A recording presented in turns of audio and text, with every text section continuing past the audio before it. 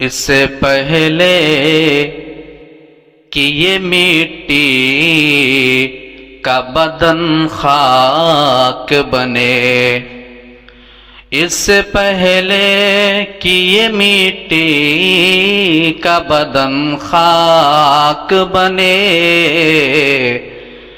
باوضو ہو کہ مصلی پہ جوانی رکھ دو۔ سب سے پہلے تمام قسم کی تعریفات، حمد و ثنا، کبریائی، بڑائی، بزرگی اللہ رب ذوالجلال والاکرام کے لیے لائق و سزاوار ہے۔ بعدہ لاکھوں کروڑوں اربوں خربوں بے گنتی بے حساب درود و سلام ہو تمام نبیوں پر، رسولوں پر، بالخصوص و بالعموم اللہ کے آخری نبی آمینہ کے لالے، عبداللہ کے پیارے، عبد المطلب کے دلارے، پوری کائنات کے امام محمد رسول اللہ صلی اللہ علیہ وسلم پر۔ آج یہ جو دور چل رہا ہے، یہ دور ترقی والا دور ہے۔ اس دور کے اندر انسان ہر چیز میں بہت آگے بڑھ چکا ہے۔ ایک زمانہ ایسا تھا کہ لوگ نماز کے لیے وقت اور ٹائم کا جو مسئلہ ہوتا تھا وہ گھڑی کا مسئلہ نہیں تھا، تو سورج کے حساب سے یا دن کے حساب سے ایسے ہی اندازے کے مطابق جس طریقے سے حدیث مبارکہ کے اندر بتایا گیا ہے لوگ اندازہ کرتے تھے۔ مگر یہ دور جو ٹیکنالوجی کا دور ہے، جو ترقی والا دور ہے، اس دور کے اندر تمام چیزیں مقرر کر دی گئی ہیں۔ ظہر کی اذان اتنے بجے ہے، جماعت اتنے بجے، عصر کی اذان اتنے بجے، جماعت اتنے بجے، مغرب کی اذان ہوگی 6 منٹ بعد جماعت ہوگی۔ تمام نمازوں کے اوقات کو مقرر کر دیا گیا ہے۔ جمعہ کی اذان 12:40 پر ہوگی، مقرر کر دیا گیا ہے۔ پھر بھی کیا آج ہماری بدمعاشی نہیں ہے؟ کیا آج یہ ہماری شرارت نہیں ہے کہ تمام چیزوں کو مقرر کر دیا گیا ہے، مگر پھر بھی کبھی ہماری 1 رکعت چھوٹ گئی، کبھی ہماری 2 رکعت چھوٹ گئی۔ ہر نماز کے بعد دیکھا جائے تو 2-3 صف برابر روزانہ ہر نماز میں یہ دیکھا جاتا ہے، فجر کی نماز چھوڑ کر کے کہ لوگ کھڑے ہو کر کے اپنی رکعت کو مکمل کرتے ہیں۔ کیا لوگوں کو معلوم نہیں ہے کہ جماعت کا ٹائم کتنے بجے ہے؟ اور اگر معلوم ہے تو کون سا ایسا عذر ہے جس کی بنا پر ان کی رکعت چھوٹ گئی؟ یا کون سا ایسا کام ہے، کون سی ایسی چیز ہے جو نماز سے بڑی ہے، رب کی عبادت سے بڑی ہے؟ آج یہ ہماری بدمعاشی نہیں ہے تو کیا ہے کہ جمعہ کا وقت مقرر کر دیا گیا، پھر بھی ہم آئیں گے تو جماعت کھڑی ہونے کے 5-10 منٹ پہلے کیا فائدہ ہے میرے بھائیو؟ یہ آج ہماری شرارت اور یہ ہماری بغاوت ہے اللہ سے، جو کھلے عام بغاوت ہے۔ 1-2 جمعہ کی بات نہیں، ہر جمعہ کی بات لے لو۔ کچھ لوگ تو اپنی عادت بنا لیے۔ اللہ رب العالمین ہمیں ہدایت کی توفیق دے اور نماز میں پہلی صف میں شامل ہونے کی توفیق دے۔ آج کا جو موضوع ہے وہ نوجوانوں پر ہے، اور موضوع کا جو ٹائٹل دیا گیا وہ ہے کہ نوجوانوں کہاں ہو تم۔ یہ جو ٹائٹل ہے یہ کوئی نعرہ نہیں ہے، یہ جو ٹائٹل دیا گیا ہے کہ نوجوانوں کہاں ہو تم، یہ امت کے ہر فرد کا سوال ہے، اور یہ امت کے ہر فرد کا درد ہے۔ اس جملے کے اندر بیان کیا گیا کہ آج امت کی نوجوان نسل کیا کر رہی ہے۔ یہ جو جوانوں کا طبقہ ہے، جوانوں کی جماعت ہے، آج یہ کہاں مصروف ہے؟ یہ آج امت کے ہر آدمی کا سوال ہے اور یہ درد ہے۔ دیکھا جائے تو جوانی شریعت کے اندر، قرآن کے اندر، رسول نے اپنی حدیث کے اندر بڑی قدر کی ہے نوجوانوں کی، اور ہمیشہ ہر مرحلے میں پیارے رسول صلی اللہ علیہ وسلم نے جوانوں کو اپنے ساتھ لیا۔ بتاؤ کیا پیارے رسول صلی اللہ علیہ وسلم کے ساتھ رہنے والے یہ صحابہ، کیا حضرت علی 10 سال کے نہیں تھے؟ جب وہ نبی کے ساتھ دعوت و تبلیغ کا کام کر رہے تھے، کیا حضرت ابو بکر جوانی کی عمر میں نہیں تھے؟ کیا عمر فاروق رضی اللہ تعالی عنہ جب ایمان لائے تو جوان نہیں تھے؟ خالد بن ولید نے جب رسول اللہ صلی اللہ علیہ وسلم کے پرچم کو اپنے ہاتھ میں اٹھایا، اور جب رسول اللہ نے اللہ کی طرف سے دیا ہوا لقب سیف اللہ خالد بن ولید کو دیا، تو کیا اس وقت خالد بن ولید جوان نہیں تھے؟ پیارے رسول اپنی دعوت کا آغاز جوانوں سے کر رہے ہیں، اور اپنی دعوت میں جوانوں کو شریک کر رہے ہیں۔ آپ کو بتاؤں، ایک مرتبہ پیارے رسول صلی اللہ علیہ وسلم کے بغل میں ابو بکر بیٹھے ہیں، اور ابو بکر صدیق رضی اللہ تعالیٰ عنہ نبی کے بائیں سائڈ، الٹے سائڈ، بائیں سائڈ بیٹھے ہوئے ہیں، اور ایک دوسرے صحابی جو تقریباً ابھی نوجوان ہیں، 13-14 سال کی عمر ہے، وہ کہاں بیٹھے ہیں؟ نبی کے داہنے طرف۔ اللہ کے نبی صلی اللہ علیہ وسلم دودھ پی رہے ہیں۔ آپ دودھ پینے کے بعد، اسلامی اصول یہی ہے، طریقہ یہی ہے کہ اگر کسی کو دیا جائے تو داہنے طرف سے شروع کیا جائے۔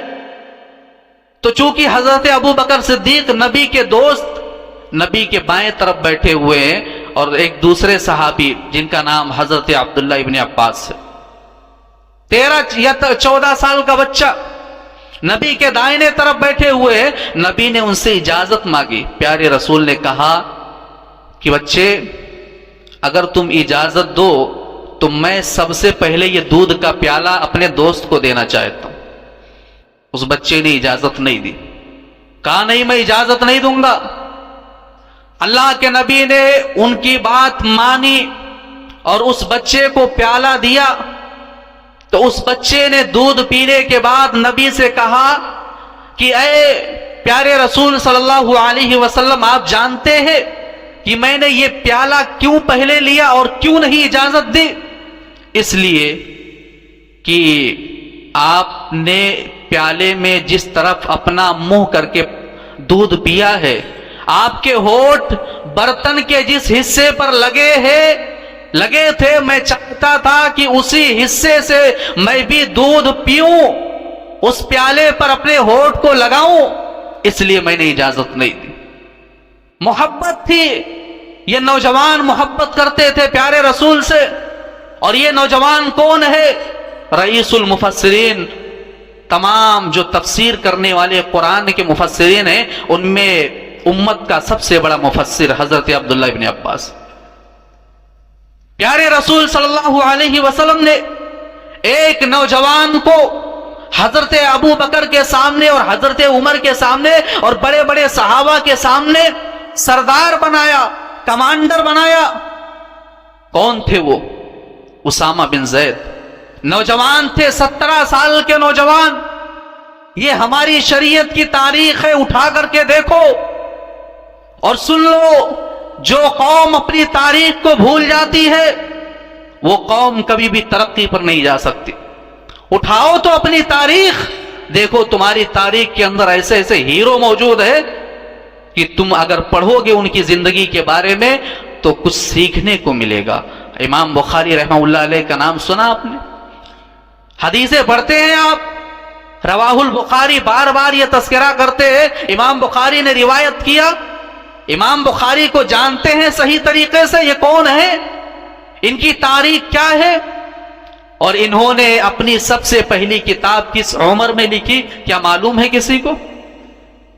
14 سال کی عمر میں امام بخاری رحمہ اللہ علیہ نے اپنی سب سے پہلی کتاب لکھی، اور اس کتاب کے اندر امام بخاری رحمہ اللہ علیہ نے ہزاروں محدثین کا ذکر کیا۔ 14 سال کی عمر، ابھی داڑھی اور مونچھ بھی نہیں آئے، اس طریقے سے تاریخ کے اندر نقل کیا گیا۔ یہ ہماری تاریخ ہے جوانوں کی اور نوجوانوں کی۔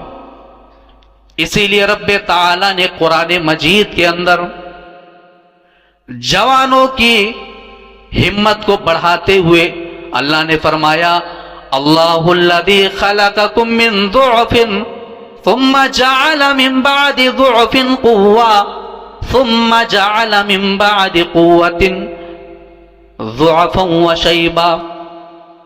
اللہ رب العالمین نے فرمایا کہ اللہ وہ ہے جس نے تمہیں کمزور پیدا کیا۔ جب تم پیدا ہوئے تو کمزور تھے، نہ بول سکتے تھے، نہ سمجھ سکتے تھے، نہ ہاتھ چلا سکتے تھے، ہاتھ سے کچھ اٹھا سکتے تھے۔ تم کمزور تھے، چلنے کے قابل بھی نہیں تھے، بولنے کے قابل بھی نہیں تھے، سمجھ اور بوجھ کی طاقت بھی نہیں تھی تمہارے اندر۔ پھر اللہ رب العالمین نے تمہیں قوت عطا کی، تمہیں اللہ رب العالمین نے طاقت دیا، یعنی بچپن سے ہٹا کر کے اللہ رب العالمین نے تمہیں زندگی کے ایک دوسرے مرحلے میں داخل کیا۔ وہ مرحلہ قوت اور طاقت والا مرحلہ ہے، وہ مرحلہ جوانی کا مرحلہ ہے۔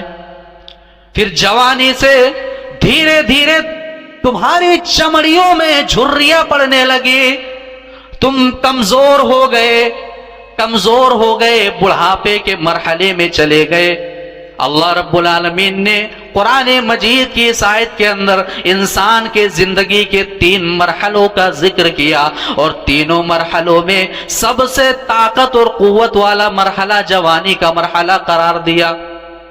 او لوگوں، جو کام ہم جوانی کے اندر کر سکتے ہیں وہ کام ہم بڑھاپے کے اندر نہیں کر سکتے۔ جس طریقے سے نماز، جس طریقے سے رکوع، جس طریقے سے سجدہ، روزے اور یہ تمام دعوتی کام دین کے تعلق سے جوانی کے عالم میں جو ہم کر سکتے ہیں وہ بڑھاپے میں ہم سے نہیں ہو سکتا۔ یہ قرآن مجید کی آیت ایک جوان کی اہمیت کو بتلاتی ہے۔ آپ حدیث مبارکہ اٹھا کر کے دیکھیے، وہ مشہور حدیث جو ہم کئی سالوں سے اور بچپن سے سنتے آ رہے ہیں، لا تزول قدم ابن آدم، قیامت کے دن ابن آدم کی اولاد کا قدم اپنی جگہ سے نہیں ہلے گا جب تک کہ وہ 5 چیزوں کے بارے میں سوال کا جواب نہ دے دے۔ عن عمرہ فیما افنا، اللہ سوال کرے گا انسان تو نے اپنی عمر کو کس حالت میں گزارا، کہاں پر گزارا۔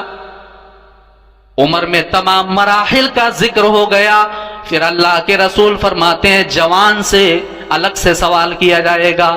وعن شبابہ فیما ابلا، اللہ سوال کرے گا اے جوان بتا تو نے اپنی جوانی کس حالت میں گزاری، کہاں پر گزارا، کہیں دیوانی میں تو نہیں گزار لیا۔ او کائنات کے لوگوں، او نوجوانوں، آج تم جوانی کو دیوانی میں گزارتے ہو، آج تم جوانی کو 2-2 3-3 بجے تک موبائل دیکھنے پر اور ننگے ناچ کو دیکھنے پر گزارتے ہو۔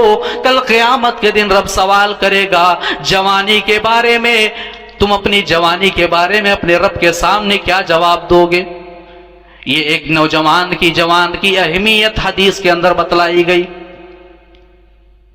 اور آگے بڑھیے، کل قیامت کے دن کوئی سایہ نہیں ہوگا، سارے لوگ گرمی میں ایک دم سے جل رہے ہوں گے، پسینے میں ڈوبے ہوں گے، اللہ کے عرش کے سائے کے علاوہ کوئی سایہ نہیں ہوگا۔ اس وقت اللہ کے پیارے رسول فرماتے ہیں کہ 7 قسم کے لوگوں کو اللہ کے عرش کے سائے کے نیچے جگہ دیا جائے گا۔ او لوگوں، اپنے سینے پر ہاتھ رکھ کر کے بتاؤ اے نوجوانوں، کیا ان 7 قسم کے لوگوں میں سے ہم بھی شامل ہیں کہ نہیں ہیں؟ اور نوجوانوں، تمہارا ذکر کیا نبی نے کہ شاب نشأ فی عبادت اللہ، کل قیامت کے دن اللہ کے عرش کے سائے کے نیچے وہ جوان بھی موجود ہوگا جس نے اپنی جوانی کو رب کی عبادت میں گزارا ہوگا۔ کل قیامت کے دن عرش کے سائے کے نیچے وہ، یہ جوانوں کی اہمیت ہے جو شریعت کے اندر بیان کیا گیا۔ اور آج ہمارا نوجوان کیا کر رہا ہے؟ آج ہمارا کردار کیا ہے؟ میں 2-4 مثالیں آپ کے سامنے رکھ کر کے اپنی بات کو ختم کر دوں گا کہ ہماری تاریخ کے اندر کچھ ایسے نوجوانوں کی مثالیں موجود ہیں جو ہمارے لیے آئیڈیل ہیں، جو ہمارے لیے نمونہ ہے۔ اور آج کا یہ بیان، آج کی یہ تقریر، یہ درد بھرا پیغام، یہ نوجوانوں کے لیے بڑا اہم پیغام ہوگا۔ اور میں چاہتا ہوں جو مثالیں میں آپ کے سامنے رکھوں، ان مثالوں کے تحت آپ اپنے سماج اور معاشرے کے اندر کام کرنے کی کوشش کرو۔ دین کی نشر و اشاعت میں اپنے وقت کو لگاؤ، اپنی طاقت کو لگاؤ، اپنے لمحات کو لگاؤ، اپنی دولت کو لگاؤ۔ یہ پیغام رہے گا آج۔ پہلا پیغام یہ ہے اور پہلی مثال حضرت یوسف علیہ السلام کا۔ حضرت یوسف علیہ السلام کون؟ یہ حضرت یعقوب علیہ السلام کے بیٹے ہیں۔ ان کا کردار کیا تھا مصر کے اندر آپ نے نہیں دیکھا؟ سورہ یوسف پڑھیے آپ۔ اللہ کی قسم، یوسف علیہ السلام کے بارے میں، ان کی زندگی کے بارے میں رب نے سورہ یوسف کے اندر جس طریقے سے بیان کیا ہے، پڑھنے کے بعد روگٹے کھڑے ہو جاتے ہیں۔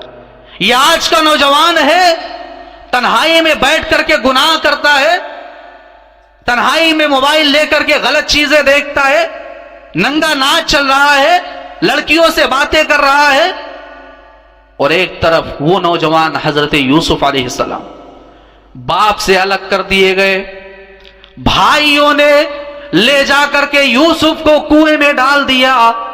لیکن اے نوجوانوں سن لو، جس طریقے سے اللہ نے یوسف کی مدد کی، اگر اللہ رب العالمین کے دین کے لیے تم بھی کام کرو گے، اللہ یوسف کی طرح تمہاری مدد کرے گا۔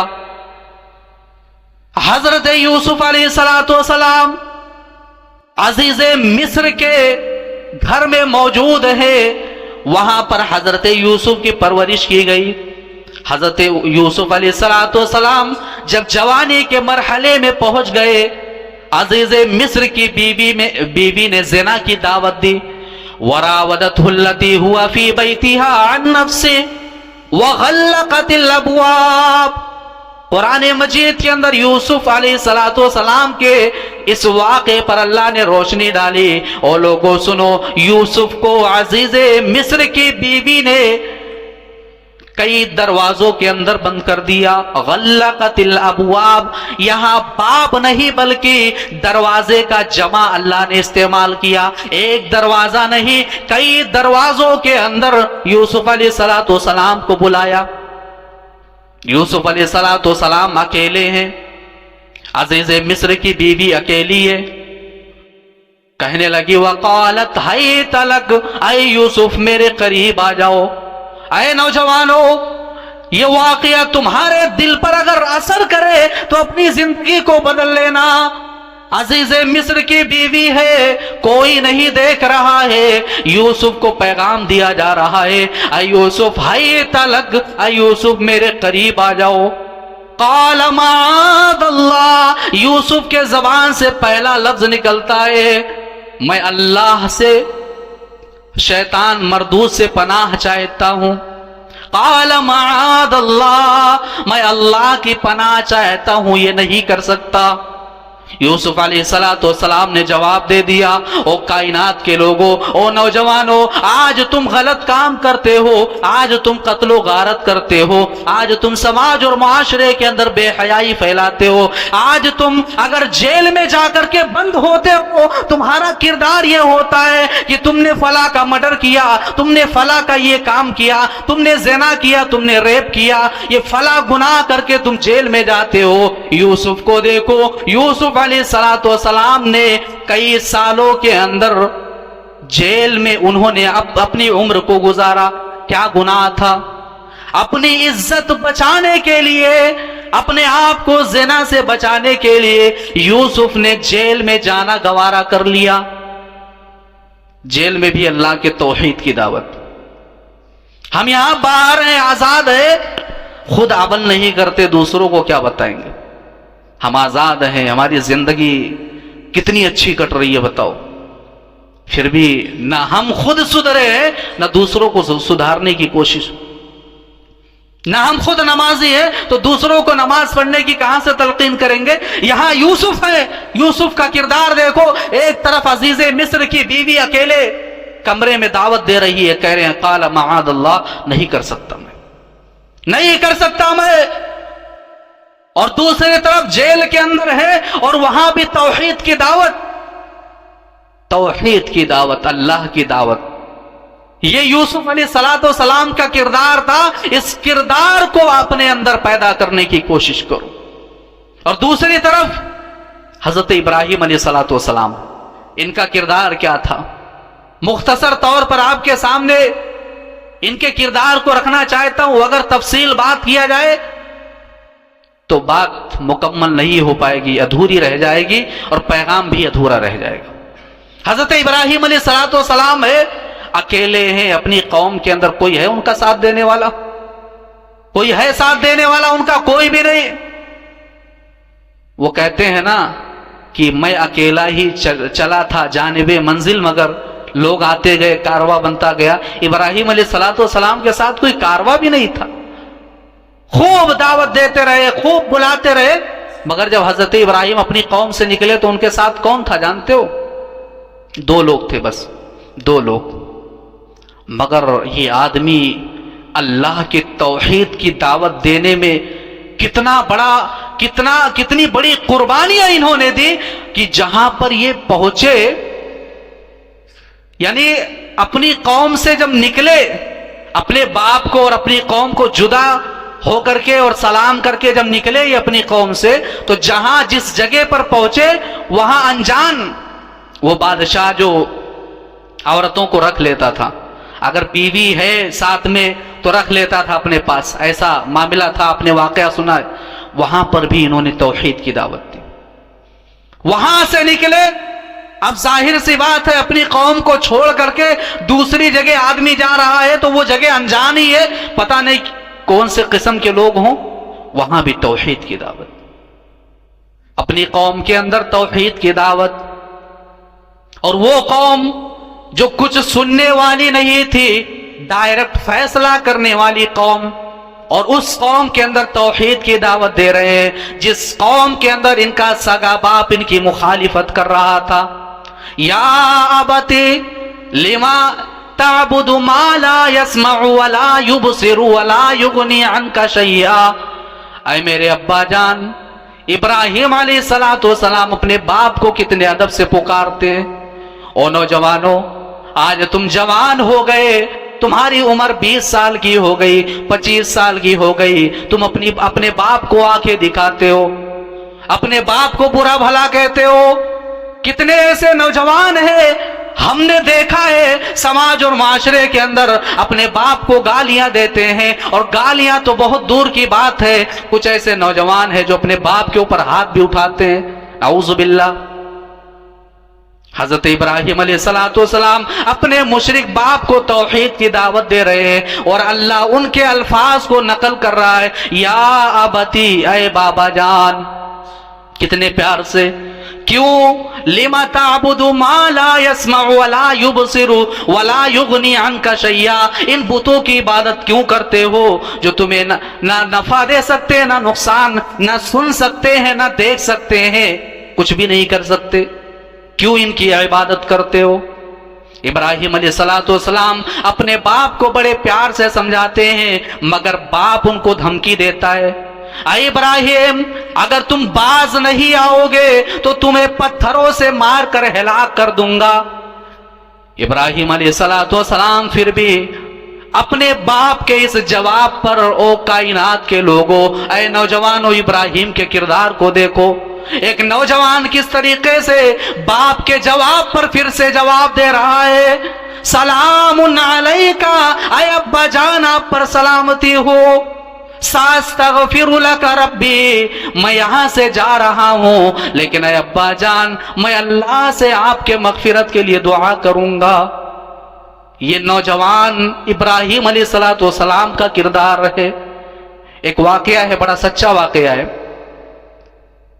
एक नौजवान था, एक आलिम दीन ये वाकया बयान कर रहे हैं कि ये वाकया मेरे साथ पेश आया, उस नौजवान का और मेरा, ये उनका कहना है और ये सच्चा वाकया। कहते हैं कि एक नौजवान हर जुमा में आकर के बैठता था, खिताब सुनता था उनका, मगर कई महीनों से वो नौजवान गायब था। जब कई महीनों के बाद, तकरीबन 6 महीने के बाद, वो नौजवान जब मौलाना को नजर आया तो उन्होंने उससे पूछा, क्या बात है, इतने दिनों से तुम कहां थे? तो उस नौजवान ने अपने शर्ट के बटन को खोला तो आलिम दीन ने देखा कि गले से लेकर के यहां तक कई टाके लगे हुए हैं, ऑपरेशन हुआ है। और ऑपरेशन किस बात का? नौजवान को कोई बीमारी नहीं, उसको कोई बीमारी नहीं, उसके जिस्म का कोई आज़ा खराब नहीं, कुछ भी नहीं। मसला यह है कि बीमारी उसके बाप को थी और उसके बाप को जिस्म के किसी हिस्से की जरूरत थी। उसके 3 भाई हैं, इसका खून मैच हो रहा था, इसने अपने बाप के जिस्म में जिस हिस्से की कमी थी, जो हिस्सा खराब हुआ था, वो हिस्सा अपने बाप को दे दिया, अपने बदन से निकाल करके। अल्लाह अकबर। उसके बाद क्या हुआ? मौलाना ने कहा कि अभी तुम्हारी शादी भी नहीं हुई है, तुम्हारी उम्र इतनी कम है, क्या जरूरत थी? तो उसने कहा कि अगर मैं पूरे जिस्म का एक एक हिस्सा, एक एक गोश्त निकाल करके अपने बाप को दे दो, फिर भी मैं अपने बाप के एहसान को पूरा नहीं कर सकता। ऐसे नौजवान भी हैं आज हमारे समाज और माशरे के अंदर। कुछ सीखो मेरे भाइयों। हजरत इब्राहिम अलैहिस्सलाम अपने बाप को इस तरीके से दावत देते हैं। उसके बाद एक पैगाम इब्राहिम के ताल्लुक से दे करके अपनी बात को इब्राहिम अलैहिस्सलाम के ऊपर खत्म करूंगा। वो पैगाम ये है कि इब्राहिम अलैहिस्सलाम जब बुतों को तोड़ देते हैं, उनके माबूदों को तोड़ देते हैं, झूठे माबूदों को, तो उस वक्त कुछ लोगों ने जिन अल्फाज का तस्करा किया और इब्राहिम अलैहिस्सलाम के बारे में कहा कि इब्राहिम है, उस लफ्ज पर गौर करने वाली बात। कालू समिअना फतन यज़कुरुहुम युक़ालु लहू इब्राहिम। जब हंगामा हुआ, सारे लोग परेशान हैं कि हमारे माबूदों को किसने तोड़ा है। कुछ लोग आए और उन्होंने कहा कि हमने इब्राहिम को, एक नौजवान है, फतय्यदकुरुहुम, एक नौजवान है जिसका नाम इब्राहिम है, लोग उसे इब्राहिम कहते हैं, वो इन माबूदों का तस्करा करता रहता है, इनके बारे में बुरा भला बोलता रहता है। हजरत इब्राहिम अलैहिस्सलाम के बारे में रब ने कुरान मजीद के अंदर फतन का लफ्ज इस्तेमाल किया। गौर करने वाली बात यह है कि अल्लाह ने जवानी के लफ्ज को हाईलाइट किया कि कौम के अंदर एक नौजवान है इब्राहिम नाम का, और इसी बात को हाईलाइट करते हुए सूरह कहफ की तिलावत आप करते हो। सूरह कहफ के अंदर इन्नहुम फितियतुन आमनु बिरब्बिहिम वज़िदनाहुम हुदा। कौन थे ये लोग? असहाबे कहफ कौन थे? ये गार वाले कौन थे? ये कुछ नौजवान थे। इनकी तादाद तकरीबन 7 है।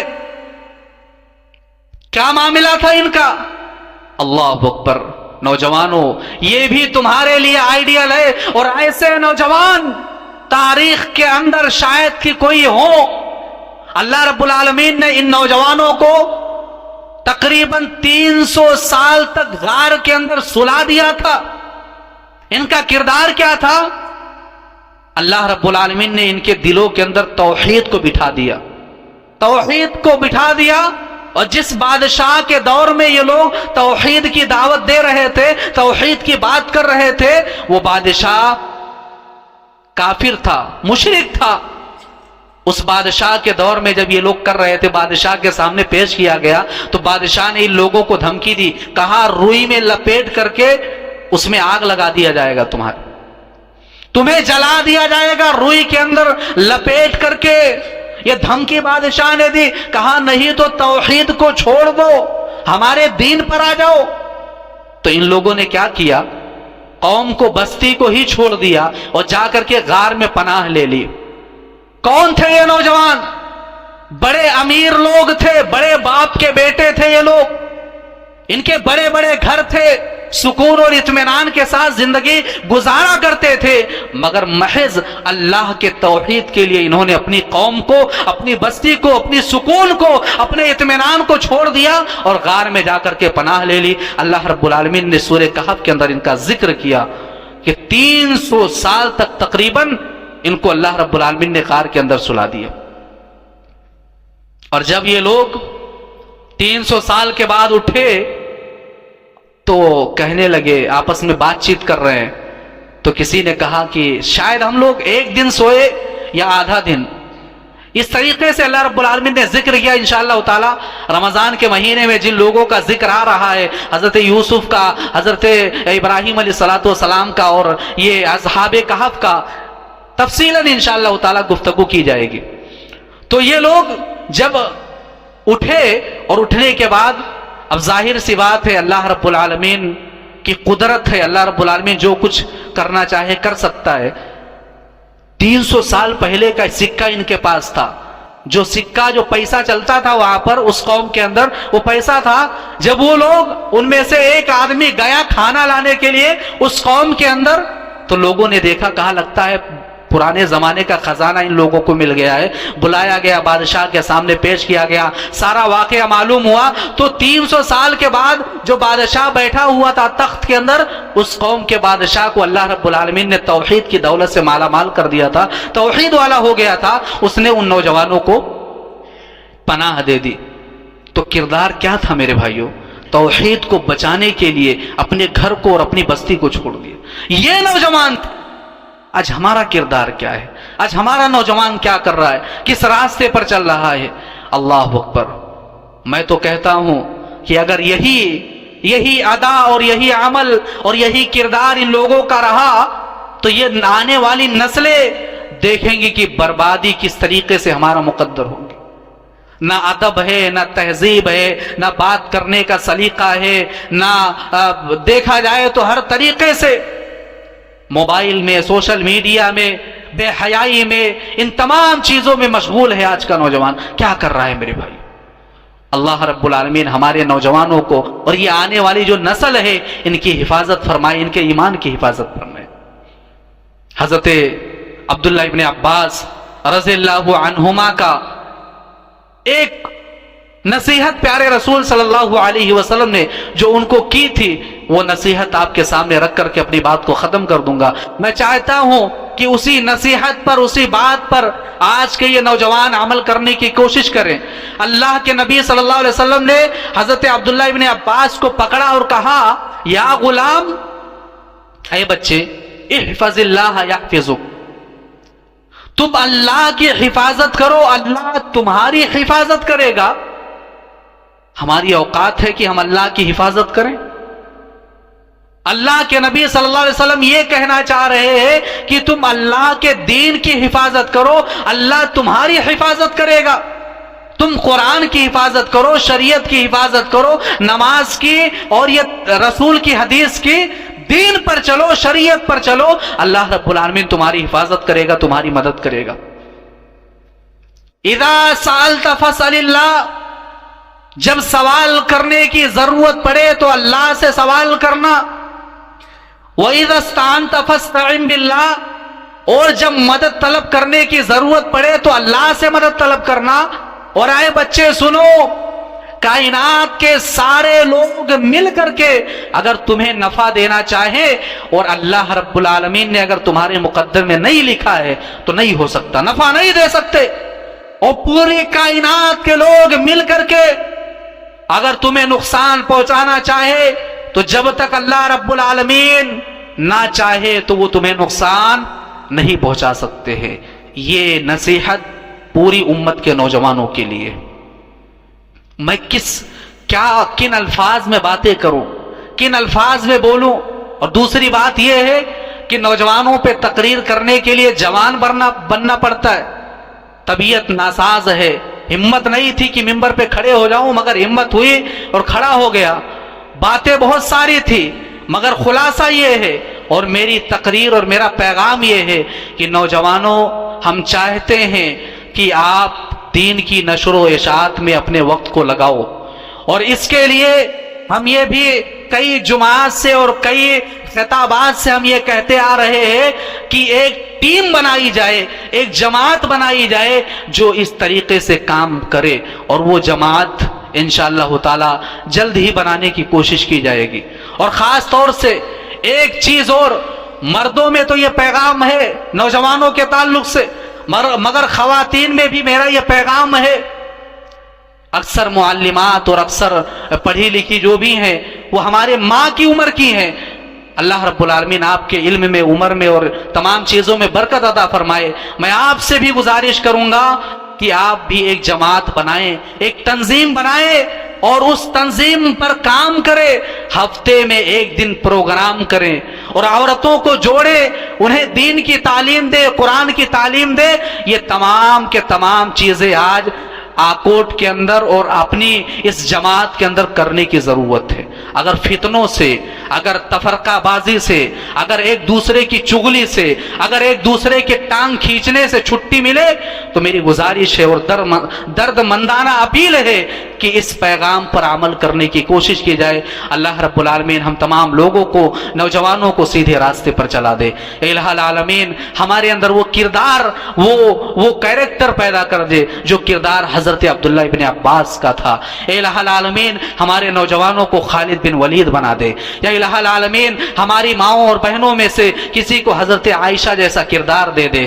یا الہ العالمین ہمیں دین کی خدمت کرنے کی توفیق دے. ہمیں جب تک زندہ رکھ، ایمان اور اسلام پر رکھ، اور جب ہمارا خاتمہ ہو ایمان پر ہو، اسلام پر ہو. آمین ثم آمین. وآخر دعوانا الحمدللہ رب العالمین.